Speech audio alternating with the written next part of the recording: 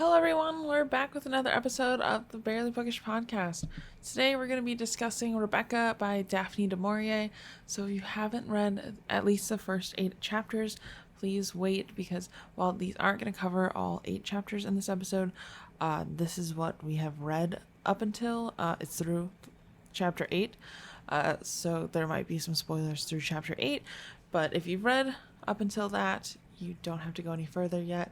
We'll get into it more. But yeah, make sure because if you don't want to know anything, you're not in the right place. This is spoiler inclusive. But yeah, I feel like this is a good fall read. It's a lot of tension, all mystery, fun stuff like that. But also, I do want to mention that right now there is a sale going on the merch store for t-shirts. It's 15% off. So if you want to take advantage of that, that sale is supposed to be going through the 15th. So please check it out, especially if you're trying to get, merch for Christmas, for friends that listen to the pod, that kind of stuff. We also have the Poor Cthulhu merch, which is super cute. So check that out because it's adorable and I'm obsessed with it. But besides that, the only announcement I really have is that Circe will be coming out on Friday over on Patreon. So if you want to get an exclusive episode every single month and also help support the show, please consider checking out the Patreon. The first Friday of every month, there is a Patreon exclusive episode. This month, it'll be on Circe by Madeline Miller. And then there's also a huge backlog that you get access to when you subscribe. So that's fun. Also, you will get every single episode on Monday instead of Wednesday. So you'll get them a little early. So if you get caught up with the show and you cannot wait for the next episode, please check out the Patreon and get access to all that good exclusive content. But yeah, without further ado, let's get in the episode.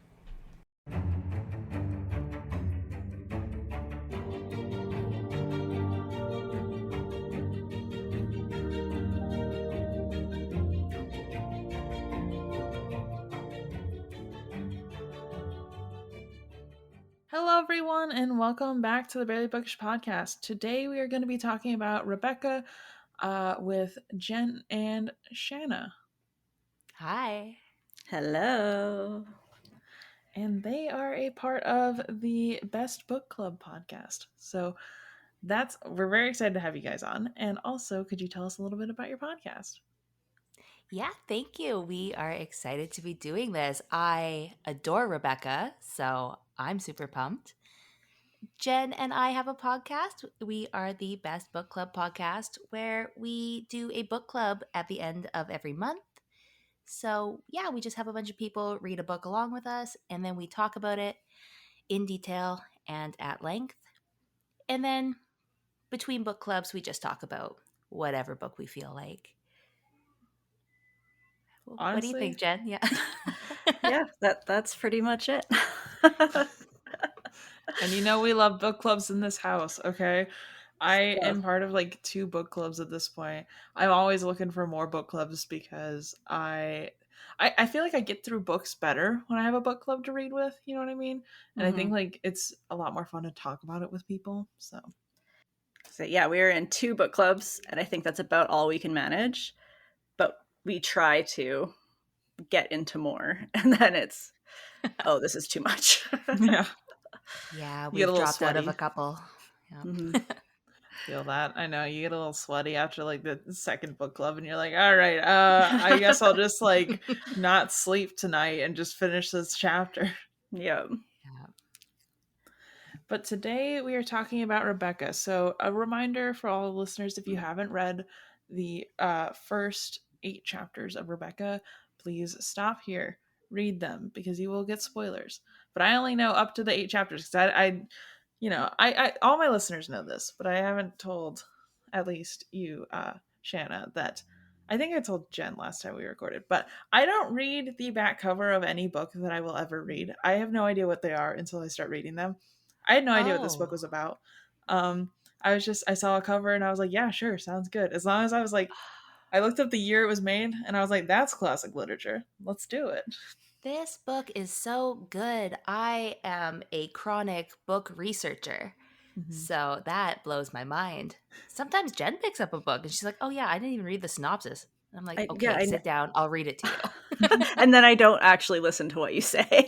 She never listens to me. No, I also don't really read the synopsis. I just dive right in. And then about halfway, I'm like, okay, what's happening? And then I read the synopsis so I know kind of what's going on. But yeah, Sometimes I no. won't even read the, like, what is that? The preface? Oh yeah. Yeah. Yes. Sometimes I skip those. I just, It's like no spoilers. yeah. I'm like, not a spoiler house. Well, Shanna's read Rebecca I fully have. in the past and has started reading it again. I've read up to chapter 15, so I'm a little ahead. But I'm Okay. forgetting all of those chapters and only remembering up to chapter 8. That's fair. That's fair. I'll just every so often I'll be like, this could be foreshadowing, and you'll just be like, give me an eye look. I know. Oh, I'm so bad. When my husband reads a book with me and he asks me a question, I just look down at the floor. Don't ask me questions. Yeah. See, I'm a terrible liar, so I just go, unless you want to actually know the answer, I'm going to refuse to speak right now. And I pretty much just giggle. Beautiful, beautiful. So we're gonna start with chapter 1. Uh it took me 8 chapters to realize we just don't get to learn her name because I had to Google the fact that I was like, did I miss it at this point? No, we never learn her name. Kind of rude. Yeah, I both love it and it drives me insane. Yeah. Because I'm like, I feel like I'm self-inserting, or that like our girl Daphne de Maurier is how I'm saying it in my head. Du Maurier, Yep. yep. Perfect. It's either self-insert for her or it's self-insert for me. There's only 2 options at this point. Yeah. I was because we plan on doing an episode on Rebecca because Shanna loves it so much in the future. I love So it as so much. as I'm reading it, I'm also like writing up a document and making notes and stuff. And I'm trying to be like describe what's happening. And I'm just like, she did this, she did that, Mhm. she did this. And I'm like, I have to tell everyone, just assume that when I say she, I mean the main character and not any of the other she's in this book. It's so that gets kind of confusing. I keep writing it as MC for main character just so I keep it straight in my head, because otherwise I'm like, I don't know what we're talking about. So yes. I know a bunch about that, but what? I'm not going to say. Why? Oh, because so Rebecca has been, I mean, it's a very old book. It's never ever gone out of print. It's very popular. And it's become a huge feminist novel. So things have changed about the way that it's been perceived from when it was written to now. And so the main character not having a name actually lends that like really well to the way that it's changed. And Daphne du Maurier, since her death and everything, they have both come out as bisexual for her and potentially trans before trans was a thing. And so a bunch of things with the main character and not having a name and that kind of ambiguity could be a self-insert for du Maurier herself, which that's cool. I love. Yeah, But cool. I'm a big nerd like that. That's why I keep you around. See, I knew love there was that. a reason. See, I didn't know any of that going into it. I was just like, it's weird she doesn't have a name, but okay, whatever. We'll figure it out later. Yeah. That is, when we get to the point too, that's an interesting note that you said that she might be trans, because she has the same name as her father. So that's kind of a cool thing too, thinking about that point as well. But I'm sure more things will come up. Yeah, actually, I didn't even think of that. That is a little hint. It's a little there. hint, yeah. Yeah. I like deep dive readings. I think those are really fun. Yeah. But anyways, chapter 1. So at the beginning, I was like, maybe we'll learn her first name. So this is my exact note. Our girl is clearly having dreams about a place called Manderley. And, I always just like reflecting on my chapter 1 notes when I get further in the book, because I'm like, oh, you know, the most important place in this novel. Anyways. Yeah. So, um, it kind of like in this dream, it shows her like almost as like a ghost being trapped outside Manderley. And I was like, this has to be symbolism or foreshadowing or something. And I'm like, oh boy, was it. Oh boy, was it. So, Manderley seems to be like completely abandoned in her dream. It's covered in like nature is taken over, as we see in every post-apocalyptic movie. And then she like floats as a ghost through the gates, the locked gates, and floats through Manderley. And in this point, it implies that like she used to own the cabin, or not cabin, the place. I thought it was a cabin because it said it was in the woods. And then Oh, I and there learned it is wasn't. a small, like, servants' quarters hut cabin thing on the way up. Okay. So she does go past one. Maybe that's what I was reading because I kept referring in my head to like Manderley as like a cottage cabin situation because it was in the woods. But I'm like, no, this is just a very fancy Ooh, it is an estate. estate. Yeah. It's yeah. Scratching out my notes. Yeah, Manderley is a character all its own in this book. Good. It has As a it should be. personality. Yeah, I am very excited to learn more about Manderley because, you know, where we end these bunch of chapters is her like just getting there. And like it seems like there's just a lot happening. And I'm wondering how our character is gonna, you know, adapt and overcome with it. So that'll be interesting. Yeah, well, considering this first scene and the dream, it's very ominous and spooky and doesn't seem like it's going to end well for her at Manderley. Yeah. And then we find out the house was completely destroyed. So my, you know, I want to place bets before me and Jen, we can place bets on how this house was destroyed. My guess is that she lit it on fire. Just to get Shanna's the looking same. down. I Shanna mean, looked down. I think that's a good guess because is it because of my joke while you were camping? yes. Shanna made a joke of my cabin burning down when I was camping. So, Oh no. and I was reading Rebecca, and she's Beautiful. I told her that one day when she's done that book, my joke's going to be very dark and very funny. Yeah. But So I think you may have like just hit it. So Beautiful. we'll I'll find just out. like I'm not replay going to this. say it's not 100%, but you are not doing badly. Beautiful. That's just my guess because I feel like she like lit it on fire to get rid of Rebecca to like cleanse her out of the house. Or Rebecca is a ghost and Rebecca's ghost is mad that her husband now has a new wife and her ghost lit it on fire. That's my secondary option. Well, Rebecca, I mean, I don't think you've learned too much about her by chapter 8, but she does seem quite intense, so there's a possibility. It's her like food gravy situation we learn about from Mrs. Danvers led me to believe that she was very not necessarily going for strict, but like what's like type A, I guess. Yeah. It's very particular. Yeah. So then we are on to chapter two. So in chapter 2, they're still kind of beating around the bush about this event that occurred to like destroy Manderley. But like we find out that she, our unnamed main character, and her husband are like, I mean, I was assuming that it was her husband because they were like seemed to be involved somehow. So I was just making the assumption that they're married, which I do find out later to be correct. But they're living in a hotel now. And they're talking about how the main character really misses England.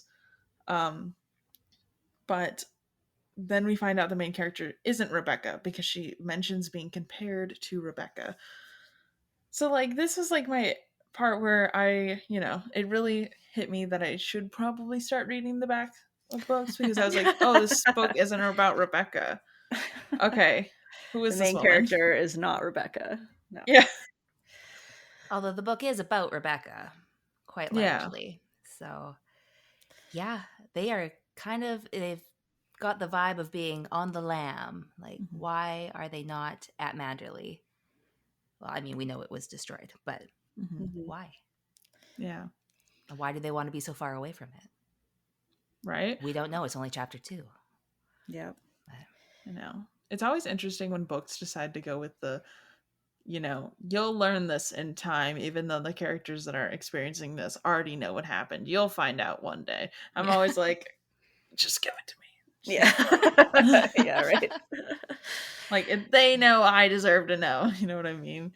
Because that means at some point this is going to have to be brought up in conversation, what happened, or we're going to have to, like, get a flashback, which is always an adventure. Basically, this whole book is a flashback, though, so. Yeah. And what's nice is it doesn't flash back and forth a ton. We kind of like start at the end Mhm. and then go back and then end at the end, which is a Yeah. nice place for a book to end. But At the end. Weird yeah. if they ended at the middle. yeah, I mean, some I've books. read books like that. Yeah, exactly. Facts. So, our character is being seen as lesser by servants, and we don't really understand why. And then she spends her time, like, recapping her life. And wait, sorry. So they recap her life a little bit in this chapter. They give us, like, that little teaser about how she was with someone named Mrs. Van Hopper. And then at a restaurant, she happened to meet Max de Winter. And he's the one that owned Manderley and was grieving his wife's death. So that's, like, our little teaser tidbit we get in before we get thrown directly in. Van Hopper, that's her name, Ugh. right? Van Hopper. Yeah. I adore her and her awful personality. My goodness. She was awful. My God. I just imagine her with lipstick on her teeth. Like, yeah. I like I a know. strong, just character that gets under your skin, though. So It's definitely something. Yeah, she was definitely a character. Yeah, she's a character that was in this book. She, like, reminded me of in Sense and Sensibility, what's her name? The lady they all stay with in London. I can't remember her name off the top of my head for some reason. But, like, if that character never redeemed herself by being really nice with Marianne and the Willoughby situation, like, if we just had the first half where she just gossiped a lot, yeah. yeah. What's the really mean teacher from Harry Potter? Umbridge. Umbridge is like Yeah. Umbridge, but like back down. Yeah. 20 steps. Yeah. Yeah. Umbridge, if, like, Umbridge was a nicer person. No. Umbridge, if Umbridge had to, like, follow actual, like, moral standings, right? Yes. Yeah. Yes. So then we are on to chapter 3. And then I just wrote, the first line of this chapter is a mood. I wonder what my life would be today if Mrs. Van Hopper had not been a snob.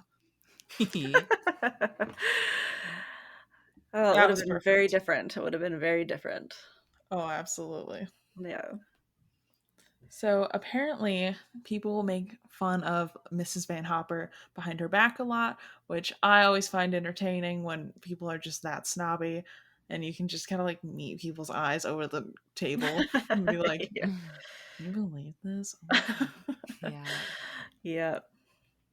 She's very much one of those people where it's like at a dinner party, everybody else is definitely, like, texting under the table being like, I can't believe we're here. Like, who invited her?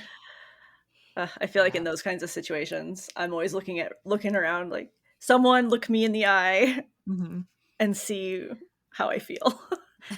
Sometimes they just don't. Like, am I the wrong one? Yeah, everyone else looks normal. There's been many times where my boyfriend and I will be at a party and someone will say something and we both just whip our heads directly to make eye contact with each other. Subtle. Yep. Yeah. Everybody knows that we're definitely, like, oh my gosh. And then like, they're trying to backpedal and be like, oh, actually what I meant was, and you're like, we all heard the first time, but okay. Yeah, Right? it's okay. Yeah. Yeah, we're nothing if not obvious. So, so Mrs. Van Hopper has the most toxic trait of claiming every single person of any sort of like note as her friend and just like gaslighting them all the way through to be like, oh yeah, like remember when I went to your Christmas party? And like the person can't be like, no, I don't really remember that. Like they have to be like, oh yeah, I remember you. Yeah. And then she's like, I'm in. Great. Yeah, perfect. Like she's just that woman, like that person. Well, to be sending her up, go get that picture of my nephew, Mm-hmm. because I don't know, like, was any of what she was saying true? Like, would he have actually known the nephew, or was that just like a weird long con? I I don't know. fully believe long con. Yeah. Like I am team long con the entire way. I don't think there was any sort of like actual standing to anything she said, because it's like just based off of his reaction being like, no. Yeah. I'm guessing there was no way that they knew anything. Like he knew anything about this.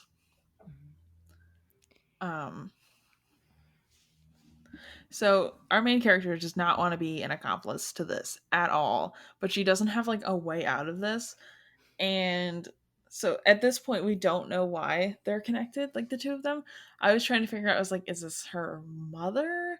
Is it like a family relation that she also, I couldn't really figure out what year this was set in, so I was like I can't figure out like the morality of this, you know what I mean? Like what are Right. the social situation in which that they're in, so that like to figure out the not rules of like engagement, but kind of what I'm thinking. I guess I probably pictured like the 40s, but I don't know. I think Whenever a book Sorry. is hella old, Mhm. and there's situations like this, I'm like, it's probably a servant, like, because that was a thing that happened. I guess Yeah. maybe it still happens. I don't know, but they're called like PAs now. Yeah, right. Yeah.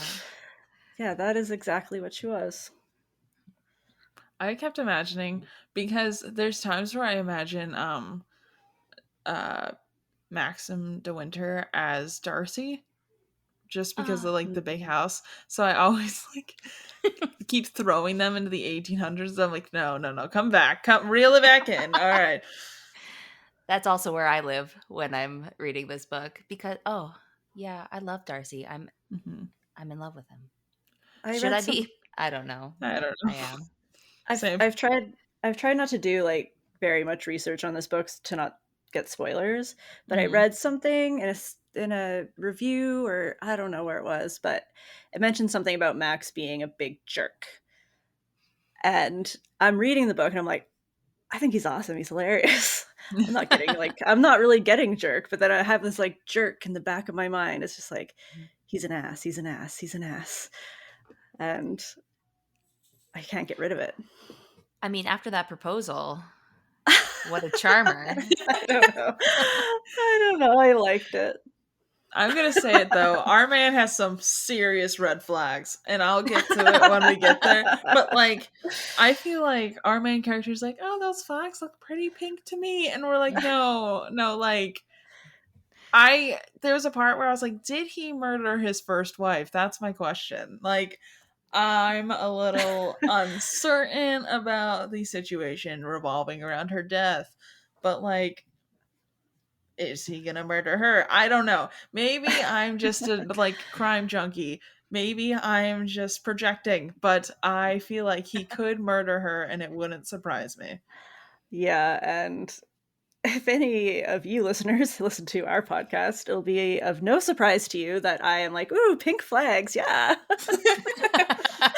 Those are some That's really true. pink, light pink flags. Yeah, okay, no, she likes a good deep pink. Like, wow, a beautiful blush. Oh my gosh. I would never consider that he killed anyone. Man, this is changing everything for me. I like a toxic book, man. Don't get me wrong. I love this. I literally was reading this in bed last night, and I turned to my boyfriend. I was like, "Oh my gosh, he just proposed!" And my boyfriend's like, "What?" And I just like read it out, and he was like, "Okay." Just like, you won't get it. Never mind. See, I like this romance because I like my romance as distant as possible. Mm-hmm. If they could not touch, I mean, maybe that's why I like Darcy so much. I'm like, oh, yeah, no, hands to yourself, barely talk. Yeah. Actually, write letters. That's my kind of romance. You're like, that hand flex, perfect. Grade A, thank you. They touched once and he thought about it for the next 30 years. Yeah, Are those her ankles? Woo woo. Ooh. Us at Amish fan fiction be like,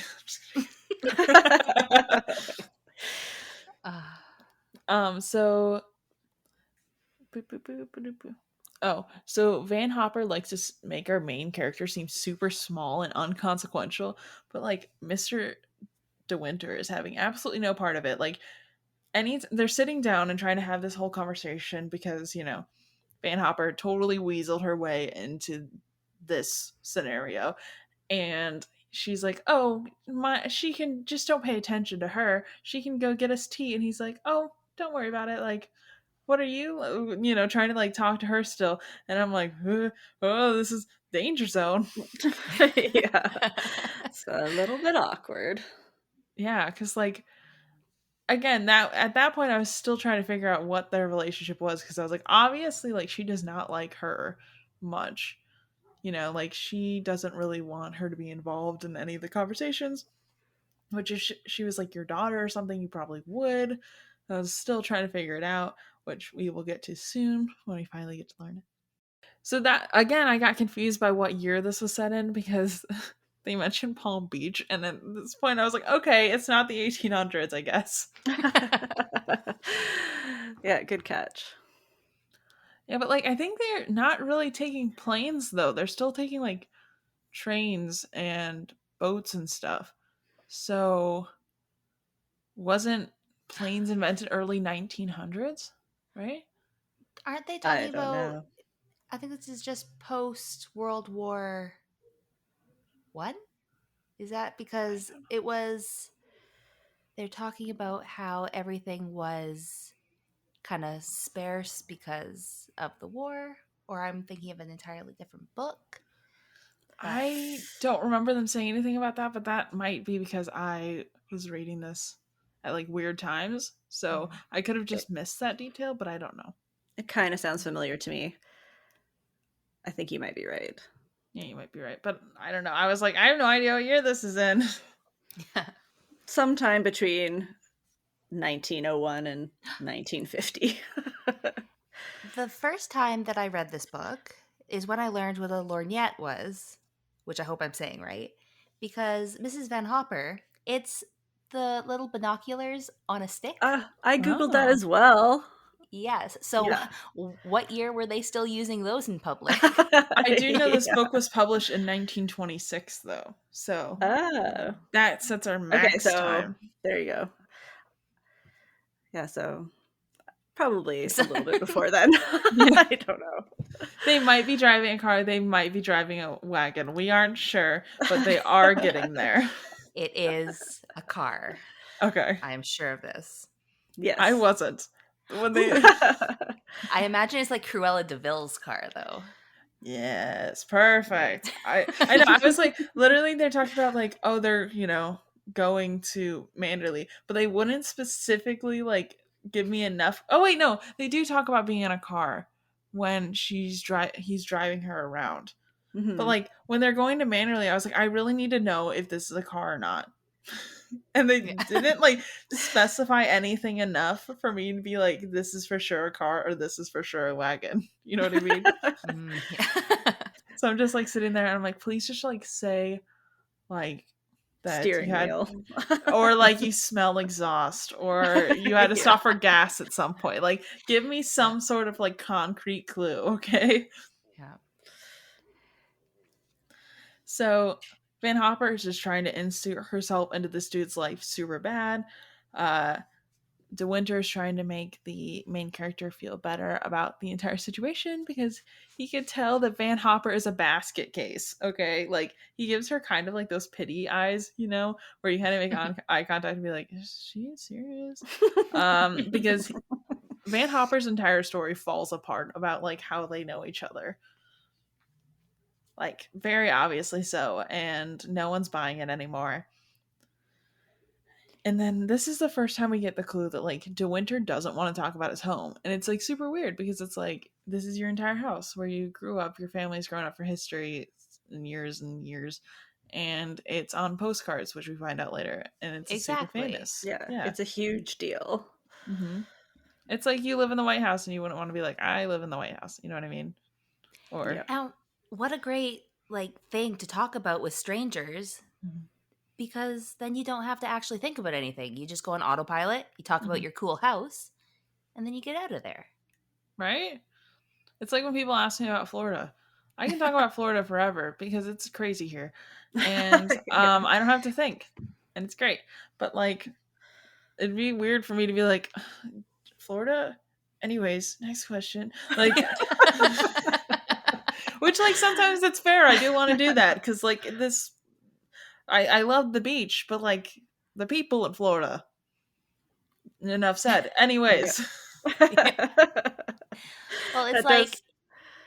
if you have kids, you scout out the other mom. You're like, oh, Mhm. there's somebody I can literally do nothing but talk about a kid with Mhm. for 20 minutes straight and then leave. Like, you're good. Yeah. But yeah, I don't know. He's got that card that he could be playing and he's choosing not to, which is very weird. Yeah, seems sus. Red flag Yeah. number 1. I was just like, oh, he's just so sad. So romantic. uh, I like my men sad. What can I say? yeah. But yeah, Van Hopper's trying to like get Max to gossip with her, and he's just like not engaging at all. She'll be like, "So did you hear about like so and so? I heard that like his wife is leaving him, blah blah blah." And he'll be like, "Oh," and leave it at that. That's basically as much reaction as she's getting. And like our main character can definitely tell that like Winter is not Winter. Yeah, De Winters Yeah, De is Winter. completely checked out at this point. Like he is not involved in the conversation at all. Yeah, there's a very distinct moment where he's like, yeah, no. Yeah. Anyways. Listen, I I bet, get it. to be fair, like if it was my husband and someone was like, "Hey, so what's going on in that relationship?" He'd be like, "Oh, I don't know." Like Yeah, maybe he just doesn't know. Yeah. this is true. Although, of course, my husband isn't a socialite, so Same. yeah. Yeah, same. Van Hopper decides to invite Maxim over for dinner or a drink tomorrow. And she's like, I'm having a bunch of people over. Why don't you come? And he's like, oh, I'm so busy. I am so busy. I simply cannot. Sorry. And nopes out. Yeah. But he did it very politely. So, good on him because I feel like if I was in that situation, I'd be like, no, thank you. I'd rather not. Thanks. Yeah. Nice, but not interested. Yeah. That was, yeah. And like the worst part is Van Hopper just is like, yeah, we totally just like made friends. He's gonna invite me to something at some point soon because we're besties now. So you are Did she- delusional. Didn't she invite him up to like play crib with sorry. Remember how she just kept putting her cigarette out in everything? Yes, like in face cream. Like what? Face cream. That is and, Cruella like, Deville. That is Yeah. something that she would do for sure. Yeah. Yeah, it was It- gross. It was like a visceral reaction for me every time she did it. I have not smoked for a long time, but I used to smoke, and I could just like see the ash and the stink and then just cigarette butts everywhere. It's don't like Ugh. it. Yeah. Yeah. Yeah, at work we had to go pick up cigarette butts. You know, we're on the water and they were just in the sand. We have ashtrays. They're just all over the sand. And I was like, your kid's play in the sand, but okay. Why doesn't she have an ashtray? Yeah, why doesn't she have an ashtray? Get a nice ashtray. Why would you invite him over? There is cigarette butts in your face cream. Yeah. I would be embarrassed, but... Do you put it on your face? Is it like, ooh, exfoliant? Like what? Right. Maybe. You know, like how everything has charcoal in it now? Ah. She was ahead of her time. Mm-hmm. So then, like, De Winter, to, you know, just like liven things up, starts making like small jabs at Van Hopper. And she then, after like basically saying like something along the lines of like, oh, you don't have a servant to unpack for you, and he's like, oh, you could come unpack for me. And then she offers up the main character to go unpack for her, and I was like, this is too like passive aggressive for me to understand. I was like, I think I would have been in the Van Hopper boat of my common sense is low. I don't think I would have picked up that I was being made fun of. Yeah. No. So then, as they're going up in the lift, Van Hopper and our main character, Van Hopper like turns to her and is like, "Hey, you monopolized that conversation. That's not very nice of you." And I was like, she didn't even speak. Like, I think she spoke like twice. Mm-hmm. Like, she said like 2 words. Yeah. I was like, how dare you? Oh my gosh. What? Oh, so rude. She's just so delightfully unlikable. Really butters your biscuit. Yeah. So the main character is like almost a maid in this situation. It feels like she's going around cleaning up all the cigarette butts, like enjoying the party, but she has to also run errands for Van Hopper, and you know, we still don't know their relationship much, which we find out soon. But at that point, we still don't know much of their relationship.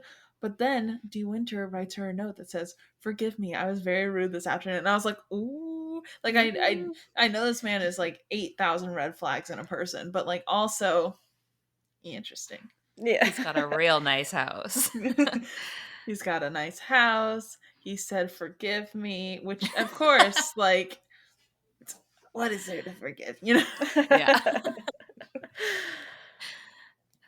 So then we are on to chapter 4, which starts off with Van Hopper has influenza. Yes. Oh no, so sad.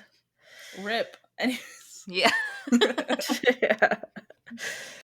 So our main character goes to lunch by herself, and De Winter is just out there straight chilling, and we find out that he was definitely secretly trying to get like lunch before they would have shown up, so that you know, he doesn't have to run into them. Which I feel like we've all done this. We've all planned our days to avoid someone. So like relatable. Yeah. I wouldn't even be in that restaurant at all. I'd be somewhere else. I would not worth the suddenly be risk. like, oh, I enjoy local cafes now. So Yeah. so I just like that it failed. Like, I like that she's like, oh, I'm gonna go get some lunch early as well, and he's like, ooh, what's happening? So then we get the best moment of our main character knocking over a vase, spilling water absolutely everywhere, which just like lowers her social standing drastically in the eyes of every waiter in this restaurant. And De Winter just comes over to help because they were seated right next to each other. Which I like to imagine it's one of those like, I feel like I've seen this on TV, but like there are those restaurants where there's only like a foot of space between them, so you're basically eating together, you know what I mean, but you're not exactly at the same table. That's how I'm imagining how close they are. Yeah, this has happened to me before. Really? One time me and my husband went for dinner, and then his whole family, everyone except for us, like all of his brothers, his grandparents, everyone walk in and get seated at the table next to us. And we're like, oh, you guys all went for dinner. And they're like, oh, yeah, we figured you were busy. We're like, nope. And then they're like, you want to join us? We're like, I guess we have to. Yeah. It was Move the table over a foot. Yeah, it was horrible. You can't at that point be like, oh no, we don't want to join you. You know, like Yeah. you're already there. You're already in that Yeah. situation. Oh my god. Yeah. You want to like put like one of those like trifolds up like I did like when you took like middle school FCAT to make sure you're not cheating and be like, no, we're not actually gonna join you. Sorry. Should really Just menus up. Yeah. You bend your head down. Good. You're like, oh my gosh, I can't believe we're in this situation. How do we get out of this? Did we say that we were actually finishing? Should we leave? Yeah. Next time. Because there'll be a next time. I'm sure there will. The code book of how to get out of awkward situations written by this episode. Yes. I do like their little, it's kind of a meet cute for like a meet the next day cute. Knocking over a vase. And come sit with me, baby. And then she's like, oh no, you don't have to be nice. Like, it's fine. You're just being polite. And he's like, no, I want to eat with you. Sit down. And also, yeah, I'm very polite. Yeah. Why do I feel like this would happen in one of those like fan fictions where it's like Niall Horan X, what is that? What's the standard for when it's YN? You know, like it feels like one of those books, like this specific moment scene where it's like, oh, I'm so clumsy, I knocked over his face. You know what I mean? Yeah. Yeah. Why is it that every like YN novel the main character's clumsy? Is it just because we're all clumsy? Is that the Gen Z in us? Like, do we just get clumsy? Did she call me Gen Z? I'm Gen Z. I love you. We're just a bunch of millennials sitting around here. We're just a couple solid millennials, yeah. I will be your resident Gen Z, and I'm clumsy. So you know what? Apparently I speak for the entire generation now. Welcome. No, we're millennials. We're just sad. Yeah. Sad and entitled. It's fine. Yeah. So it's like the Gen Z branding, clumsy, sad, depressed, and not entitled to a single thing. Is that just like our branding at this point? Yes. I mean, at least you've got a brand, right? Millennials, it's like depressed, but adult and functioning. Gen Z, it's like not functioning. Things are not going great. Send help. Please send an adult. And that's, I think that's honestly the most on brand. And then millennials show up and we're like, I guess we're the adults. I don't know. Hear me out. Is millennials Ravenclaw, or no, is millennials the Slytherin to the Gen Z Hufflepuff? That's my question. Well, I'm a Slytherin, so I'm just gonna say yeah. Beautiful. I'm a Ravenclaw, so I couldn't tell you. I'm also a Ravenclaw, but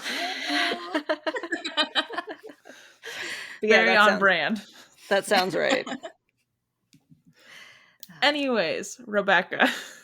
Right.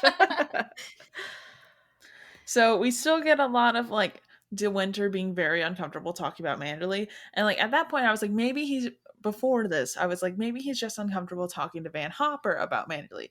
But no, he's just uncomfortable about Manderley in general. And this is where we get like the drop that he's on this house is on a postcard, just to really emphasize how important it is. But we still don't know why yet, technically, in this part. And we were like, why is he so weird about it? And like, we'll find out very soon. But he drops the most important question, the question we've all been wondering, which is, why are you all hanging out? What is what is the situation? Because is she your grandma? Mm-hmm. Because that's kind of the vibe I was getting, was she's just got a really crappy grandma. Mm-hmm. Mm-hmm. Yeah, and then we find out that turns out Van Hopper is training her to be a companion and pays her 90 pounds a year. 90 pounds a year, which was like, reading that number, I was like, oh, she has to be like in the 1800s making 90 pounds a year. And then he basically emphasizes that is one, no money, and two, like no money. Also, that like companions are supposed to be friends. Because I was like, oh, do people hire companions? Like that's kind of weird, but whatever your cup of tea is. And he's like, oh, it's weird that she hired you. And I was like, oh, so we're all thinking it. Yeah. Yes. Yeah. They must have a different definition of companion then, because there is no companioning going on. There's just a lot of servanting. Yeah. I think she didn't, like, basically she's a maid that gets to come to fun parties. Yeah. And kind of be a maid at them. Yeah. I don't know if I'd even say fun. Yeah. Yeah. No. Yeah. It sounds like her living expenses are paid, though. Yeah. And she's what, like an orphan? Yeah. So, and she doesn't seem very bold. So if somebody was like, hey, orphan, come here. Come hang out with me. I'll pay for everything. It's like, okay. Yeah, why not? Here's 90 pounds. I don't know what that converts to, but yeah, it didn't sound like a lot. Yeah. Well, also, like, her commission on a dress was going to be 100 pounds. So it's really not a lot. You know what I mean? Yeah. And that, so yeah, like, when they said that, I was like, wait a second. That doesn't make sense money-wise. Yeah. I'm guessing that she is really young and sheltered. Like, I know we find out later that she was 21, but I have to think that, like, that she's kind of taking advantage of how sheltered she is and be like, yeah, 90 pounds is a good amount of money. And, like, obviously she just went from her parents to this companionship deal, which, like, that's problematic in and of itself. But, like, I can assume that, like, she must have probably been in her teens when this happened. And no one explained to her money much. Yeah. So, you know. Like, at least she gets free vacations, I guess. It's true. Yeah, I guess the 90 pounds is just spending money. She doesn't have to pay for anything else. Yeah. I don't know. It's not like she has nice clothes or anything, though. Like, yeah. Van Hopper's not dressing her up. She's wearing sacks, basically. Yeah. Could you imagine, like, first of all, you have this person that's basically your +1 to every event, but you also don't make sure they're, like, well-dressed. So you go to a black tie event, and they're in, like, a summer dress because, you know, that's all they have. Yeah. Like, wouldn't you just be like, hey, you know, if you're going to be my +1, you also need to have black tie wear. Yeah. But Van Hopper very much wanted to be above her. Yeah. In all respects. So. Yeah. So, you know, they're sitting down to this lunch. We find out that she, 1, has a lovely and unusual name, and 2, that it's her father's name as well. We never get to learn her name, but apparently it's lovely and unusual. I have named 3 children, and I would have loved to have known what that name was because I'm like, ooh, lovely, unusual, from a classic novel. Androgynous, apparently. Yeah, it sounds like the perfect name, and I would have loved to have it. Yeah, because it was never like, there was no point in time where anyone said, oh, that sounds like a boy's name. You know, like if you name a assigned female at birth child Kyle, they'd be like, oh, that's a boy's name. Why are you doing that? You know, but like obviously this name was androgynous enough that no one made that assumption. So it's like, what is it? I just want to know. Yeah, I really want to know. But we'll never know. I know. It's rude. We will never know. Never. So next episode, we were Ouija board Daphne du Maurier. Yeah, it's a great idea. So I've made this great way for her to be like, haha, people will wonder forever. Guaranteed she doesn't even have it. There's no name in her mind. No. I've said this once. I pull that crap all the time. Good. Yeah. I've said this once and I'll say it again.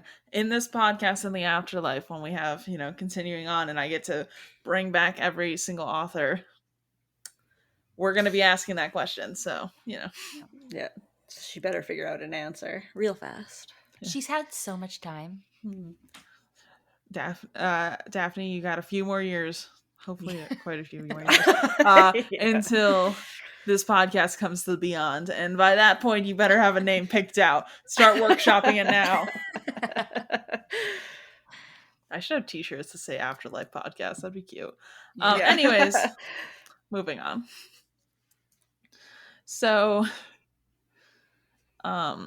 she talks about her life for an hour and a half, and they don't tell us anything. Not a single thing. So she's still a mystery to us all for whatever reason. And she just, gets to carry on and do her, I guess. So everyone, because they are seeing her with De Winters, is treating her drastically better. They're holding doors open for her. She isn't getting like cold ham for some reason, which I don't even know why she paid for it. What? That was very odd. Yeah. I'm like, I'm sorry. I would have just been like, send this back. Like, I can't imagine if you're going to a restaurant and paying for food, why they would give you the worst service. She's so timid, and you just get taken advantage of if you're not bold. Yeah. But like, why would you go out of your way to just be like, yeah, we have a paying customer out here. Let's give them the worst. Yeah. She didn't even do anything. I know. It's would be one thing if you like peed on someone's puppy. Yeah. I can see Van Hopper getting the bad meal. Yeah. Yes. Oh, but she's loud. Yeah. But the waiters definitely spit in her food. Mm-hmm. So De Winters like fully tells her that she is not cut out for being around Van Hopper because she is way too innocent. And like red flag number one, okay? Because like this dude talks about her age and her innocence way too much to not be grooming her. Yeah, this is true. He's like, oh, you're just so young. And I'm like, huh. How old is he? Like 30? 34. 40. 42? Oh, okay, 42. Yeah, at one point he's like, are you okay that I'm 42? And I was like, because I thought he was in his 30s as well. And then he says that, and I was like, I remember that now, because I did think he was in his 30s because he kept saying something about 34-year-olds. mm-hmm. So I was like, oh, he must be talking about himself. Yeah. But then, yeah, he says 42 eventually. Yeah. So it's twice her age. Yeah, legitimately twice. And I'm like, but ew. At least she's an adult, so that's helpful. Yeah. I do prefer them to be adults. There's no faster track to me hating a book than making them underaged. Yeah. Facts, though. But, like, also, at least he's got money, I guess. Yeah. I mean, if you're gonna do it. Like, if you're gonna be a sugar baby, make sure he's got money. Like, go off, I guess. And, I mean, she's got the same deal with Van Hopper, except it sucks. Yeah. So she's really just upgrading employer, which is not upgrade very romantic. I mean, she had that like flash of moment being like, oh my gosh, I can't do this forever. I have no formal education. What am I going to do? And then she's like, marriage is fine. How many options were there? Honestly, in the 1800s, which is where I imagine we are. Correct. Yes. I mean, yeah. And at least she knows he's not going to like leave her and get divorced, right? So maybe death, but still on the table. The last wife died, so if anything, she's safer now. What are the chances he's going to have 2 dead wives? They say third time's the charm, right? Like, Van Hopper's still got a chance. Yeah. So, she started like driving around now with De Winter. Every morning they go for a drive. And that should have been the cue in that they had a vehicle. But for some reason, I was still like, maybe it's a horse and buggy, I like to set the time period just very into the 1800s. As soon as I'm like, oh, we're talking about it on the podcast, it's not. 1900s don't exist anymore. Grab your bonnets, ladies. Let's read a book. Like, I would have read it much differently if I read it with like a horse and buggy and bonnets. I can't help myself. As soon as I was reading it, I was like, oh yeah, definitely 1800s. Like, grab your petticoat. Let's like talk about books. But I had to keep like trying to reel in that assumption and assume that it was probably the 1900s and like adjust that in my head, because like the way he was talking and the way it was written, I was like, there's no way it's 1800s, because like he is way too bold. See, the way that I read it, it felt like so cinematic. It felt like I was watching an old black and white movie. That's fair. So that's what I pictured the whole time. That's fair. Also, we get red flag number 2, which is he like tries to scare the living daylights out of her by like almost driving over a cliff, kind of. Yeah, I wouldn't have been cool with that.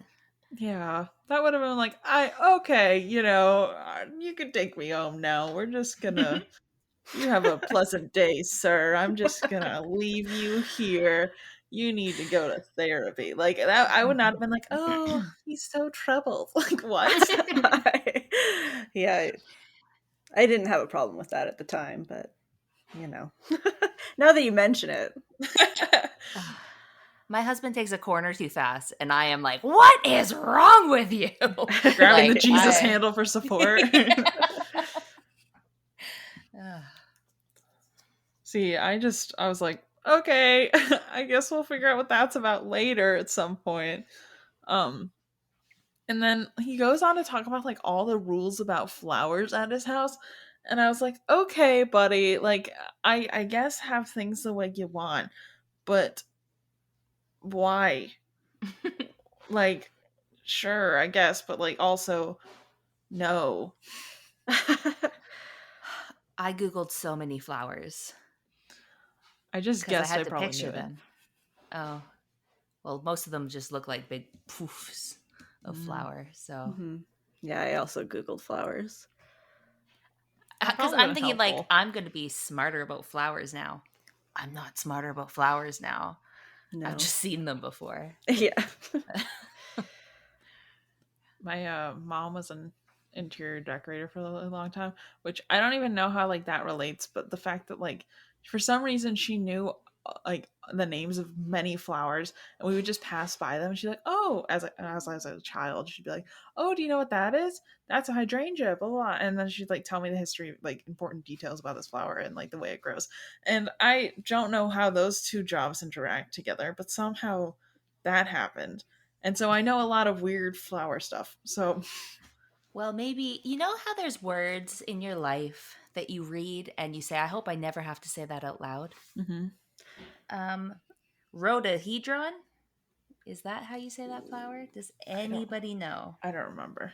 Oh, good Lord. They say it like 400 times in this book. I'd have to look at it again. I'll tell you how I was pronouncing it in my head. No, I won't find it. I was pronouncing it like Rohafidus. Oh. And that's not right. That's not right. I can tell you right now. Here it is.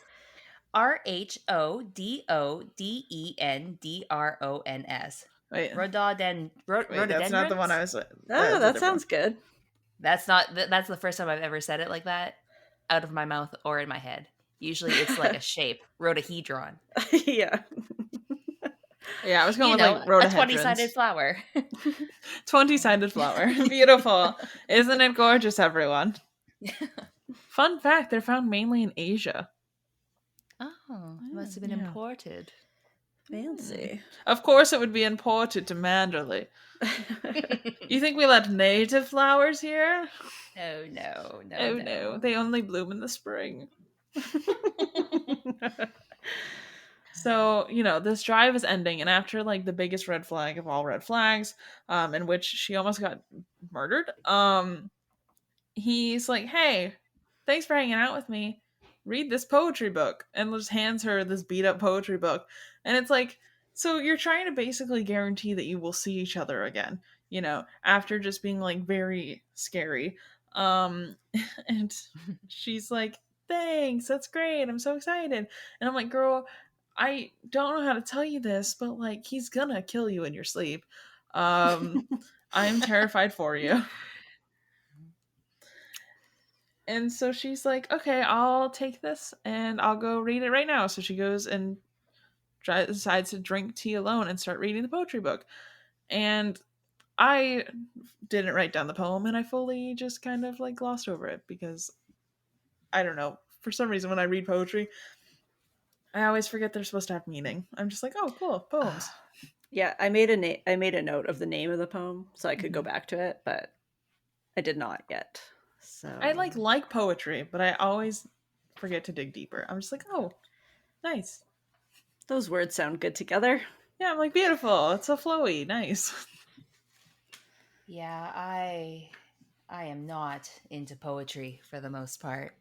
It's like the only thing that I skip Mm-hmm. because yeah, my brain also just doesn't think there's probably a bunch of meaning there. Mm-hmm. But it's although it's kind of like when there's riddles in books. Mm-hmm. I'm like, I'm so smart. I'm going to read this a bunch of times and find out what the answer is. No, I'm not. Harry Potter spider. Right? And I'm like, yeah, I can figure this out after like 4 read-throughs. I'm like, no, I can't. They'll tell me eventually. Yeah. I'm not a riddle person, so as soon as a riddle comes out, I'm like, all right, you'll figure it out, writer. I'll keep going. I want to be a riddle person so bad, but alas, my No, brain me just neither. doesn't care. Yeah. My sister was a riddle kid, and I was like, you can handle that one. Anyways. So now that she's no longer with De Winter, the waiters are back to treating her like absolute hot garbage. And she's like flipping through this, poem book that's like super beat up. And she realizes that it was like written by his ex-wife. And this is the moment that they choose to tell us that his ex-wife was drowned near Manderley. And I'm like, yeah, no wonder this dude doesn't want to talk about it. And like, our main character just keeps like rubbing salt in this guy's wound and being like, hey, yeah, don't you like love to talk about Manderley, where your wife died, just like rubbing all this salt into it. And I'm like, dude, relax. Like, he does not want to be like, oh yeah, she only died a year ago, let me just think about this for a couple hours. Like, I was gonna spend the rest of my life with her, but okay. What? You just met him. Yeah, Chill. just like make him cry, it's fine. But also it's kind of weird to give your new love interest a book of poems from your ex-wife that's like inscribed like from her. Yeah. It's weird. I don't know. There's a lot of times where it's like he basically acts like she's just a replacement Rebecca, which is weird in and of itself. We don't really know anything about Rebecca yet, right? No, not yet. No. Yeah. This is the first time she's Because like fully mentioned. it like a replacement Rebecca in that she is also a woman, but like if he was trying to replace Rebecca with the exact opposite Yeah. of Rebecca. Mm-hmm. Yeah. Because we're gonna get to know her, and her and our main character are not similar. The thing that was weird to me is like when they fully get married in a couple chapters and they're like living together, he's like, oh, she'll just like follow through with like what Rebecca does, and everyone like treats her like she's just Rebecca again, and I'm like, I'm uncomfy. Like, no one's explained to her where anything in this house is. She lives here now, and you're like, oh well, Rebecca would just go and do her morning letters. I almost said emails, and I was like, no. And they're like, Rebecca just does all the correspondence, so you can just go there. And like, no, she can't. Like, who's she gonna correspond to? Her family's dead. What? Yeah, she's barely educated. Mm-hmm. Could you just run this estate? Yeah. Here's your staff. Like, yeah. Here's the going out mail. This is the mail that needs responded to today. Like, what? Yeah. Did you bring your own maid, or should we bring you one? Like, I am the maid. Yeah. Yikes. Oof. Just oof. But yeah, that's all the chapters we've got for this week. So we will be continuing on next week. But where can all the people of the internet find you guys and your podcast? Well, you can find us at best_book club anywhere. We are mostly on Instagram, though. Don't even bother with our Twitter because, yeah. I'm bad at it. We're really, really bad at it. But Instagram's good. Or you can send us an email at best_bookclub@outlook.com.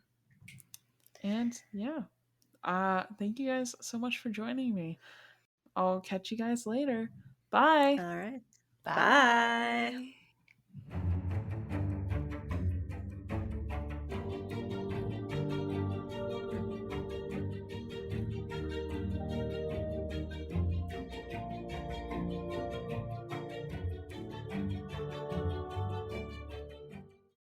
Thank you all so much for listening to this episode of the Barely Bookish podcast.